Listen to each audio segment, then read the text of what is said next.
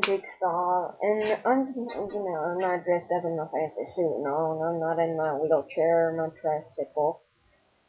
But, I'm just here to say, I'm not such a bad guy. I mean, sure, I have these freaky houses of people going and, die and insane. But, it's just because I'm a freaking cannibal, okay? Can the world deal with that? Jeez.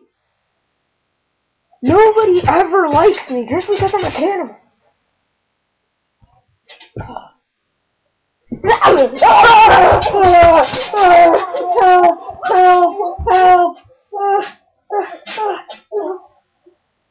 Help!